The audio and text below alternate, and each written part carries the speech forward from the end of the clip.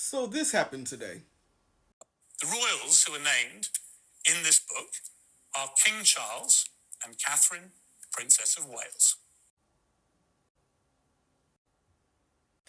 No, I'm just playing. I'm not really shocked. I mean, if anything, it was a kick to the ego because it wasn't the person that I originally thought it was.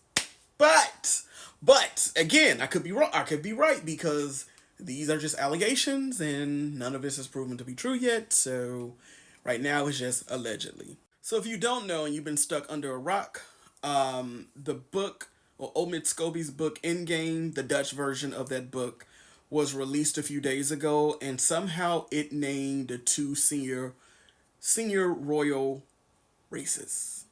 And those two people are, you guessed it, King Charles and Kate Middleton. Now, before I get in on the pigeon lady from Home Alone 2, I just want to remind you guys of something of what this person has previously said, and the fact that they believe that the royal family is not a racist family, and they also believe that it's a total lie. I like to have receipts. I like to show receipts, and I want to remind you guys of something that this person has said on different occasions. Watch. So there were an awful lot of people who wanted Diana and her Muslim lover dead. It's weird that at a time when you know the establishment can think of nothing worse than Dodi Fayed, son of Muhammad, marrying and possibly impregnating Diana. She's mixed race, she's American, she's a divorcee, actress. Those are four ticks. No member of the royal family, the senior members, ever thought they would see having to be ticked when it came to Harry's bride.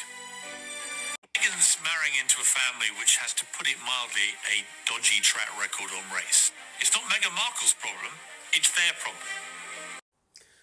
Listen, I for one do not feel an ounce of sympathy for the royal family at the current moment.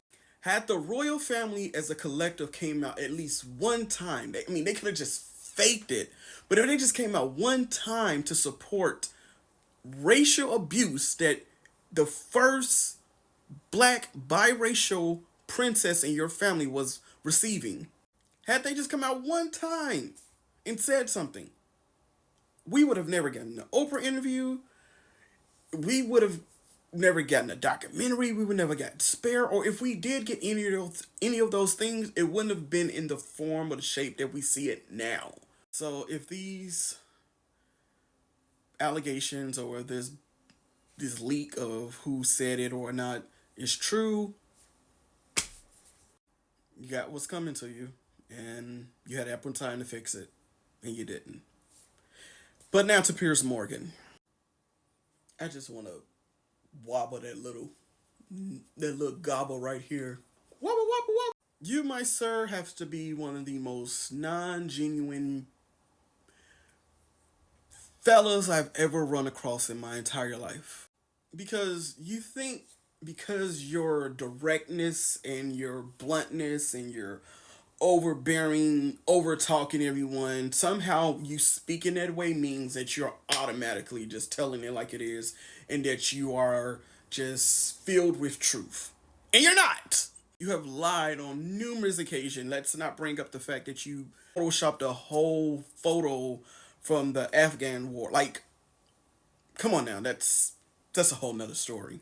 You knew spilling those names, even though you knew the names before this book came out. You and Dan Wooten, and I'm sure other people knew.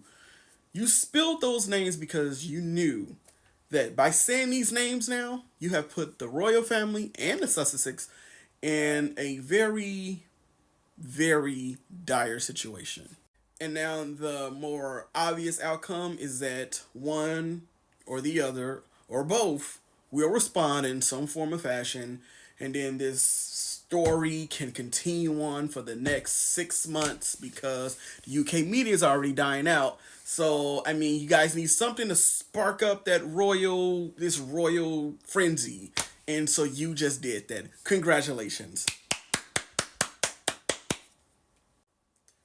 As I said before, but I'm going to rephrase it. Sir, because you have spoken those names, I just would hate for you to lose your job over the exact same thing that you lost your previous job from?